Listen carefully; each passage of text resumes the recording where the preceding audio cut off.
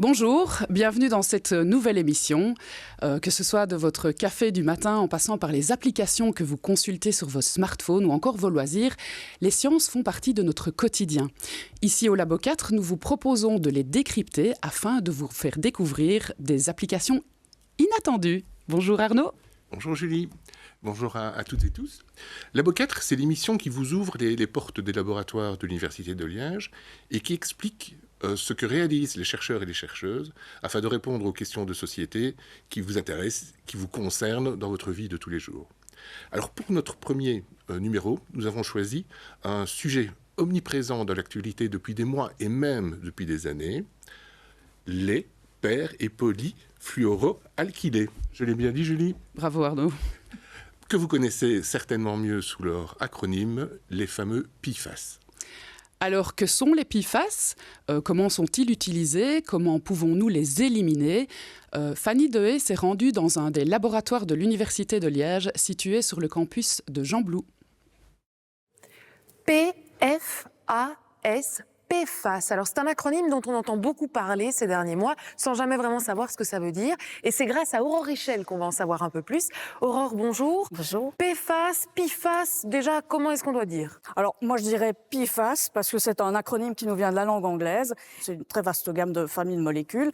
On sait que les PFAS ont des effets toxiques. Les producteurs même de PFAS se sont rendus compte que certains membres de leur personnel, certains de leurs ouvriers, avaient parfois des cancers. Le point de vue difficile de la science, c'est de comprendre les effets toxiques, d'une part, et puis d'essayer de tracer les PFAS dans l'environnement, de savoir où ils se trouvent, en quelle quantité, est-ce que cette quantité est préjudiciable pour le corps humain, pour l'environnement. On parle souvent de ces PFAS comme des polluants éternels. Pourquoi ? Alors c'est poétique de dire polluant éternel, mais en fait ça l'est pas du tout. Ça veut juste dire que ces molécules peuvent éternellement rester dans l'environnement.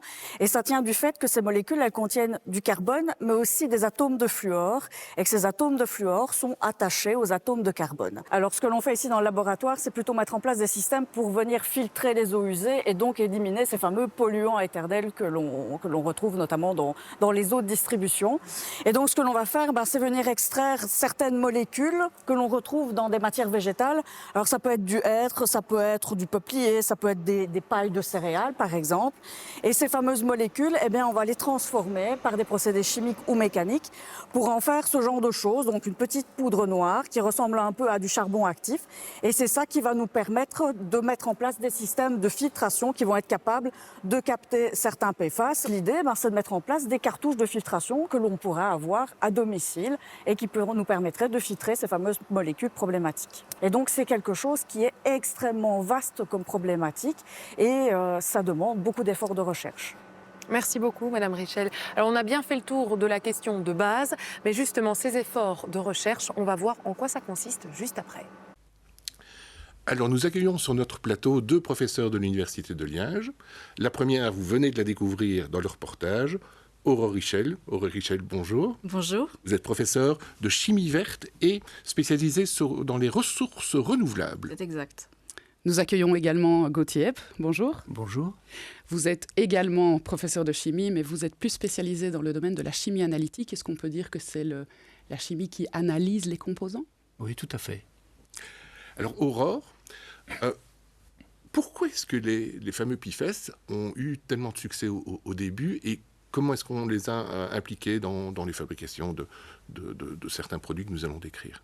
Alors on peut dire PFAS, PFAS, peu importe, c'est exactement la même chose. Ça fait référence aux substances per- et polyfluoroalkylées, qui sont en fait des molécules qui sont des molécules de synthèse. Donc on ne les retrouve pas dans l'environnement, ce n'est pas des molécules naturelles. Et on a commencé à les synthétiser dans les années 30, donc c'est des molécules qui ne sont pas spécialement récentes. Et les premières molécules, les premiers PFAS, c'était des molécules extrêmement simples et les chercheurs se sont rendus compte qu'elles avaient des propriétés absolument uniques qu'on ne retrouvait pas encore spécialement à l'époque. Ces molécules, elles avaient la capacité de repousser l'eau. Et donc, on les a utilisées. Les premières applications, c'était pour des revêtements imperméables.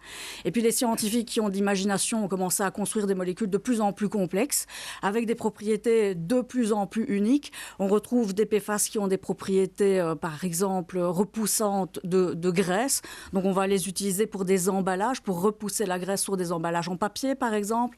On a des molécules qui vont être utilisées pour éteindre les incendies. Donc, ce sont des retardateurs de flammes. On a des PFAS qui vont être utilisés comme composants pour synthétiser d'autres choses. Et des PFAS, on en a même chez soi sans le savoir.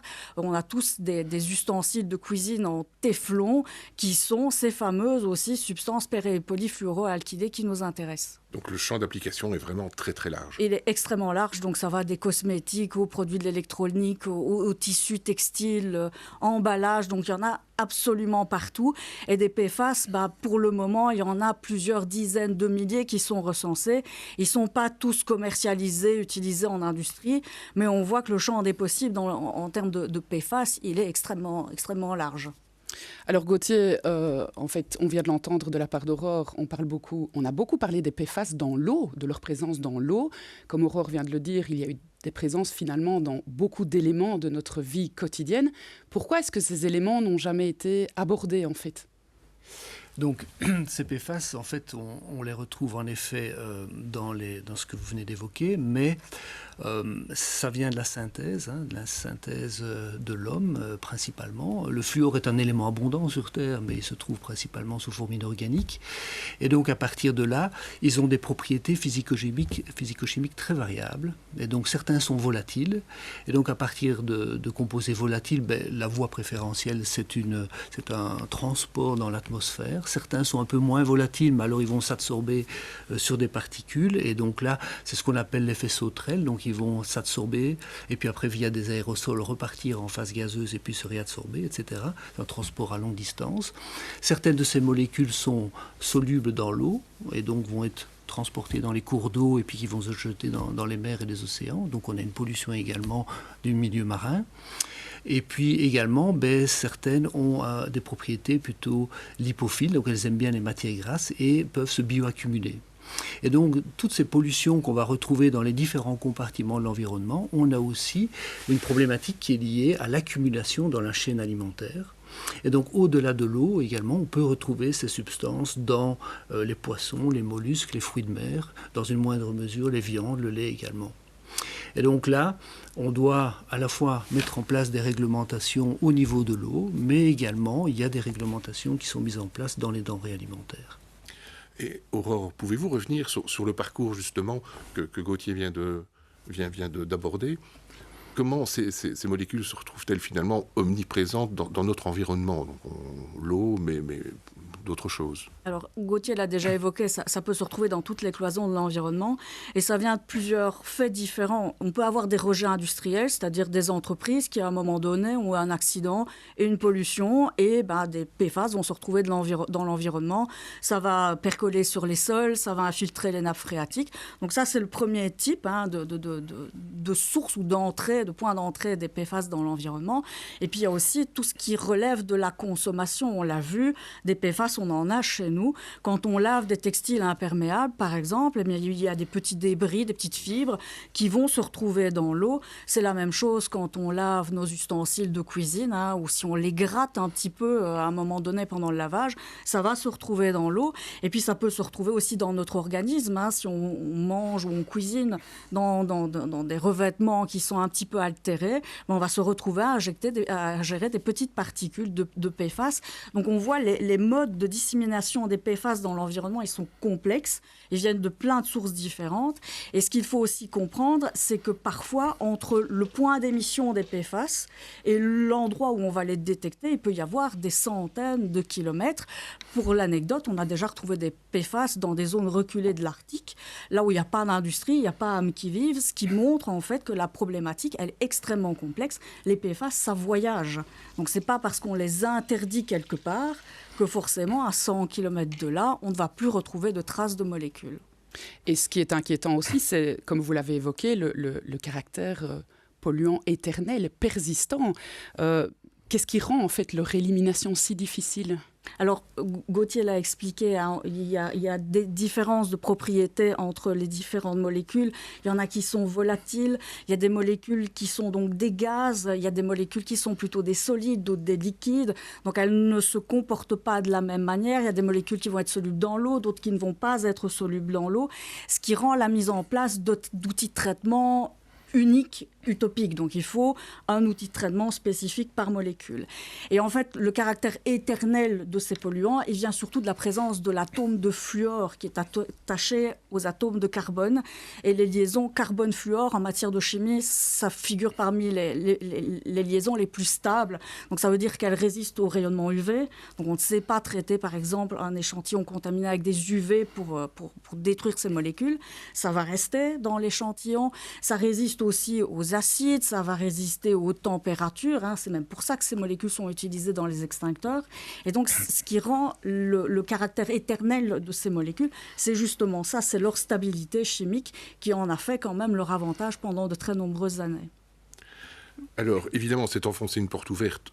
Pour détecter les PFAS, il faut les analyser des échantillons. C'est votre partie, Gauthier. Et notre journaliste Fanny Dehaye s'est rendue dans le laboratoire du Sartinement qui traite ces analyses pour voir concrètement comment cela se déroule. Alors dans le flacon que j'ai ici, on a de l'eau de distribution. Alors cette eau de distribution, elle va être élémentaire pour comprendre exactement comment fonctionne l'analyse des échantillons qui arrivent ici dans le laboratoire de spectrométrie de masse qui est un des laboratoires de référence de l'AFSCA et notamment grâce à des personnes comme Aurore qui va nous montrer comment on analyse ces échantillons. Alors, pour ce type d'échantillon, donc on va utiliser une SPE, donc pour Solid Phase Extraction.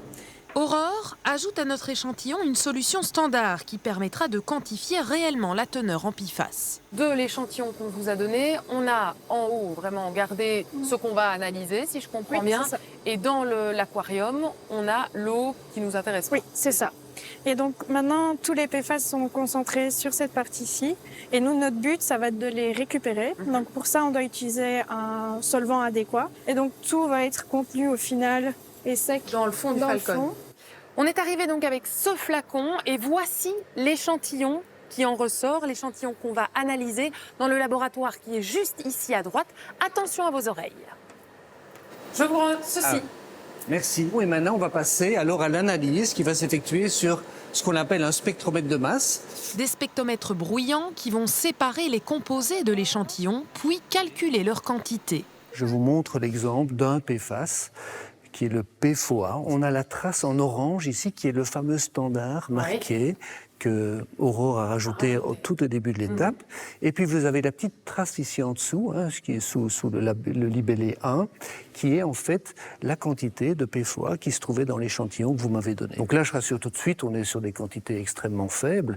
À partir de quel seuil est-ce que ça peut devenir dangereux, toxique ? La réglementation européenne dit que pour la somme de 20 molécules, donc celle-ci plus toutes les autres qu'on doit doser, si on fait la somme, on doit être inférieur à 100 nanogrammes par litre. Merci beaucoup, Monsieur Epp. Et à côté, évidemment, de ces analyses, certains cherchent déjà des alternatives pour diminuer ces taux de PFAS. Alors, nous a rejoint sur le plateau Corinne Charlier. Bonjour. Bonjour. Corinne Charlier, vous êtes professeure de toxicologie et vous êtes chef du service de toxicologie du CHU de Liège. Tous les deux, vous avez été en fait intégrés au groupe d'experts qui a été mandaté par le gouvernement wallon au lendemain du scandale de Chièvre, des eaux polluées au PFAS. Corinne, concrètement, quel a été votre rôle dans ce groupe ? Alors, c'était un conseil scientifique indépendant qui a en effet été élaboré à l'initiative du gouvernement wallon pour lui donner des pistes, pour l'aider dans la gestion de cette crise compliquée. Gauthier ? Oui, donc c'est un groupe multidisciplinaire en fait, parce qu'on devrait. La problématique des PFAS est extrêmement complexe et donc sont retrouvés dans ce groupe des experts en chimie environnementale, en toxicologie, en écotox, également en santé publique. Et également communication, parce que c'est des problématiques extrêmement anxiogènes, et donc on avait aussi ce volet-là qui était couvert dans le comité scientifique indépendant.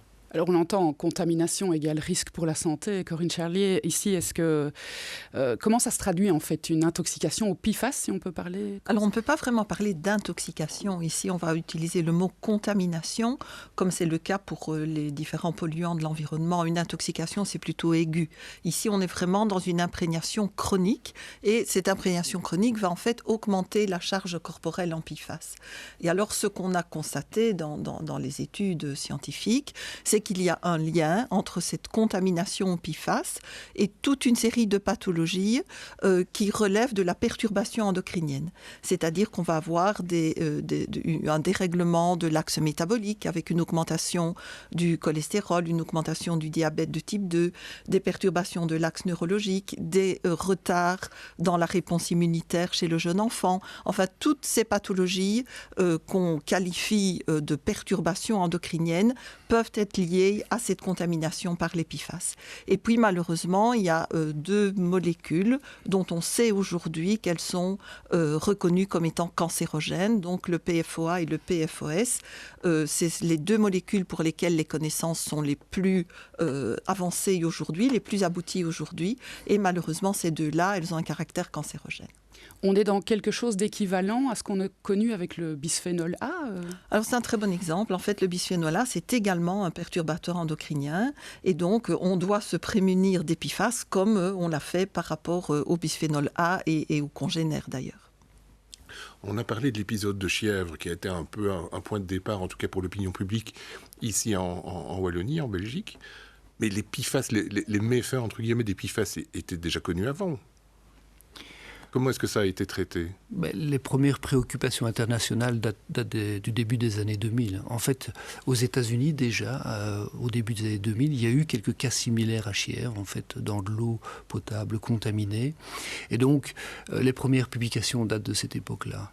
Également, on s'est rendu compte, et il y a un papier qui est sorti montrant qu'au niveau de l'Arctique, en fait, donc les ours polaires, on a retrouvé du PFOS à plusieurs milliers de kilomètres dans le sang des ours polaires, ce qui a démontré la problématique extrêmement diffuse qu'on a évoquée, notamment juste avant, sur la diffusion dans l'environnement de ces différentes molécules. Donc ça date à peu près d'une vingtaine d'années aujourd'hui. D'accord. Mais en Belgique, c'est arrivé vraiment avec cet épisode en novembre 2023. Tristement connu. En Wallonie, parce qu'il y avait déjà eu, quelques mois auparavant, le scandale 3M à Zwijndrecht, près d'Anvers, qui avait déjà défrayé un petit peu la chronique. En prélude à la dernière partie de l'émission, Gauthier, peut-être un mot sur la percolation des PFAS dans le sol ? Oui, donc on a évoqué les différentes voies comme l'air, l'atmosphère et l'eau. C'est vrai que dans les sols, il y a, en fonction en fait des familles de PFAS et des différentes molécules, on sait aujourd'hui que les molécules à chaîne courte, et on peut prendre l'exemple du TFA qui est le PFAS le plus petit, qui contient 2 atomes de carbone, celui-là il percole, il rentre dans les sols. Et donc aujourd'hui on a un cas malheureux qui est la source Villers du côté de Philippeville, et en fait elle est fermée parce que le PFAS a percolé aujourd'hui et se trouve dans les nappes phréatiques. Et donc ça, c'est une problématique auquel on est confronté sur une source. Il faudra voir dans le futur pour les autres sources. Et on sait l'importance des sources d'eau en Wallonie. Alors, si de nombreux chercheurs, comme vous l'avez compris, sont occupés à monitorer l'évolution de la contamination, dans les laboratoires, d'autres chercheurs s'attellent à développer des alternatives à ces polluants. Nous allons aller faire un petit tour dans 2 de ces laboratoires, le laboratoire d'ingénierie chimique et le laboratoire de biologie végétale qui se situe sur le campus du Sartillement avec Fanny Dehé. Il est beau, hein, mon Kaoué ? Eh bien, sachez que là-dedans aussi, il y a des PFAS. Mais oui. Alors, heureusement, il y a des équipes qui essayent de contrecarrer ça et de proposer des solutions, des alternatives aux tissus imperméables. C'est notamment le cas d'Angélique Léonard. On va aller la rencontrer. Elle va nous donner des solutions, des pistes de solutions. Pour ces pistes de solutions, une démonstration d'abord. On aura besoin d'un Kaoué, d'une serviette et d'un verre d'eau. Les fameuses petites molécules dont on parle beaucoup, les PFAS, on va les retrouver dans notre quotidien, notamment pour leur caractère, on va dire, imperméable, c'est-à-dire on parle aussi de caractère déperlant. Donc si je mets un petit peu d'eau sur un Kaoué, et c'est ce qu'on attend de la part d'un vêtement imperméable, c'est que l'eau ne va pas pénétrer. Et donc les PFAS vont aussi permettre de repousser la graisse, les taches, avec le même principe. Si je prends ma petite goutte d'eau, elle va également rester en surface. On essaie justement de trouver des alternatives pour remplacer cette couche. En fait, c'est une couche de finition qui confère ce caractère anti-tache ou imperméable. Parmi ce qui est testé actuellement et qui donne déjà de bons résultats, il y a des couches à partir de ce qu'on appelle du polyuréthane. Alors, le polyuréthane, certains le connaissent parce que sous sa forme moussée, on va le retrouver dans des matériaux d'isolation, des plaques d'isolation par exemple pour les bâtiments. Mais ici, dans sa version, on va dire non moussée, PEC, donc polymère simple, on peut faire une couche de polyuréthane avec certains additifs et ça va conférer des propriétés assez similaires au PFAS. Madame Léonard, merci beaucoup. On va continuer notre itinéraire avec d'autres solutions, cette fois direction le laboratoire de biologie végétale. Bonjour Marc. Bonjour. On est où ici? Alors on se trouve dans la serre de l'Institut botanique à l'Université de Liège au Sartillement, où nous conduisons une expérience, dans ce cas-ci avec le colza, pour mesurer le transfert de polluants PFAS du sol vers la plante. On les contamine volontairement pour pouvoir déterminer dans quelle partie de la plante le polluant va finalement se retrouver. Alors cette machine, elle fait des images en 3 dimensions des plantes, ce qui nous permet, sans détruire les plantes, d'évaluer leur croissance. On peut aussi estimer l'impact physiologique de la pollution. Et la gestion des sols pollués par les plantes, ça porte un nom, ça s'appelle le phytomanagement. Dans l'approche de phytomanagement, en fait, on explore des solutions pour restaurer les sols pollués. On a identifié, il y a plusieurs dizaines d'années, des espèces végétales qui sont capables de contenir les polluants dans leurs racines ou alors d'extraire les polluants présents dans le sol et de les extraire dans leur partie aérienne. La complexité, en fait, avec les PFAS, c'est qu'il n'y a pas une variété de PFAS, il y a des milliers, voire des millions de molécules. Donc, de nouveau, la recherche est importante pour identifier des espèces végétales qui vont être capables, peut-être, de contenir un maximum de PFAS présents dans le sol. Merci beaucoup, madame. Donc, vous avez bien vu, ce sont des pistes de solutions, mais les PFAS restent une matière extrêmement complexe. C'est ce que tout le monde dit. Alors, Aurore, comme nous l'avons vu dans le sujet, une des pistes pour se débarrasser de ces polluants éternels, de ces PFAS, est de les filtrer en quelque sorte à travers les plantes. D'ailleurs, on a vu, si je me permets une petite parenthèse, on a vu Marc Hanniken et Cécile Nouet qui animent tous les deux l'initiative d'innovation stratégique l'IS Waste2Bio qui fonctionne très bien et dont le cœur d'activité est le phytomanagement. Et où en est-on justement avec le phytomanagement, est-ce une technique qui est au point, qui est répandue ? Alors, c'est une technique qui existe déjà. On a déjà capturé d'autres polluants. Alors, c'est très utilisé pour les métaux lourds, par exemple. On l'a beaucoup utilisé en Wallonie pour dépolluer les sites industriels ou les friches industrielles. Mais c'est utilisé aussi pour capturer les hydrocarbures, certains pesticides. C'est même comme ça que les pesticides s'accumulent dans certaines plantes à visée alimentaire. Et donc, l'aptitude des plantes à capturer les polluants organiques, elle est déjà bien connue. Et c'est ce que l'on voit dans la vidéo. C'est pas aussi simple que ça parce que des PFAS, il en existe des dizaines, des milliers différents, mais les plantes ont cette aptitude à pouvoir les extraire du sol ou à pouvoir empêcher leur mobilité et donc à empêcher les PFAS de rentrer plus profondément dans le sol, de percoler, comme l'a déjà évoqué Gauthier, et peut-être de contaminer les nappes phréatiques. Alors en termes de contamination, Corinne Charlier, on a parlé de l'eau, on a parlé des sols, etc. Mais on a aussi entendu que les PFAS sont présents dans beaucoup d'objets de notre quotidien. Quels sont les objets en fait qu'on utilise tous les jours qui sont plus à risque que les autres ? Alors là, on évoquait tout ce qui est déperlant, imperméabilisant, mais on peut aussi penser aux poils antéflons, par exemple, les poils anti-adhésives, qui sont d'ailleurs un petit peu à l'origine de la connaissance de cette toxicité des PFAS. Il y a également tout ce qui est carton glacé, les cartons à pizza, les cartons à hamburger, etc. Et puis on retrouve des PFAS dans des détergents, parfois dans des vernis à ongles, dans toute une série de produits cosmétiques. Donc c'est pas aussi simple que ça d'éliminer très facilement tous les PFAS de notre entourage. Les PFAS, ça présente évidemment un aspect scientifique, mais également un aspect économique et industriel. Donc, où en est-on dans les méthodes de remplacement de ces PFAS ? Est-ce que des pistes crédibles, solides, se distinguent déjà ? Alors, il y en a quelques-unes. Corinne a évoqué le cas des ustensiles de cuisine. On voit par exemple maintenant venir sur le marché des poêles en céramique. Donc là, on a complètement changé le modèle, on a complètement changé le matériau. C'est la même chose pour ce que montrait Angélique, notre collègue, sur les vestes imperméables. Là aussi, on est passé sur des matériaux polymères traditionnels qui peuvent être pétrosourcés. Et donc, c'est là où la recherche, elle doit se mettre en œuvre. Elle est parfois très compliquée parce que les PFAS, ils ont des propriétés propriétés particulières. Il faut essayer d'avoir le même taux de performance, peu importe la matière qu'on va utiliser ou l'alternative qu'on va utiliser. Ça peut être une alternative biosourcée aussi, mais il faut absolument que la substitution, elle ne soit pas regrettable. C'est-à-dire qu'il ne faut pas remplacer un PFAS qui est particulièrement toxique par quelque chose qui le serait aussi ou qui serait amené à le devenir. Et donc, c'est là où les efforts de recherche doivent être importants, c'est-à-dire d'essayer de trouver quelque chose qui soit tout aussi performant, qui n'ait pas d'effet à long terme sur l'environnement, la santé humaine, et puis qui soit encore économiquement avantageux. On parle quand même d'objets parfois du quotidien, de mousse pour incendie, d'objets de cuisine. Donc l'impact économique est aussi quelque chose qui fait partie des réflexions de recherche. Et donc la question liée à la santé aussi, donc on trouve des alternatives, mais donc on continue à se demander si on est bien surveillé au niveau de cette contamination. Corinne Charlier, vous êtes au cœur de la surveillance. Qu'est-ce qu'on peut dire aujourd'hui? Est-ce que la Belgique est bien équipée pour surveiller l'évolution des PFAS? Alors, on peut distinguer la contamination dans l'environnement et la contamination humaine. En ce qui concerne la contamination dans l'environnement, mais par exemple, les sociétés de distribution d'eau ont l'obligation aujourd'hui de rechercher et de quantifier les PFAS. Donc, cette surveillance-là, elle est particulièrement maintenant bien installée, bien mise en place. Au niveau de la contamination humaine, il faut savoir que depuis quelques années, il y a des programmes de biomonitoring. Donc, un programme de biomonitoring, c'est l'évaluation de la contamination d'une population.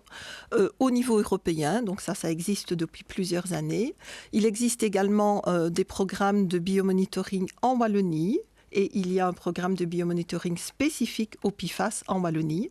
Et il faut savoir également que tout un chacun, on peut très très bien demander son taux de contamination par les PFAS. Un laboratoire comme le laboratoire de toxicologie du CHU à Liège propose des menus avec un certain nombre de PFAS que l'on peut quantifier dans le sang.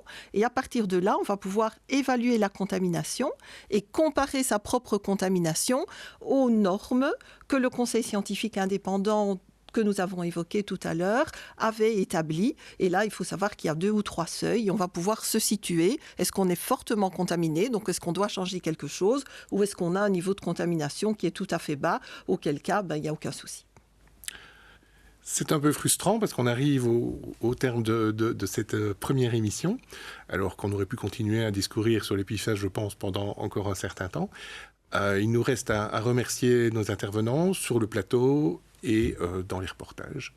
Et quant à nous, nous nous retrouvons le mois prochain pour discuter d'un nouveau sujet, toujours entouré de scientifiques de l'Université de Liège. À bientôt sur 4.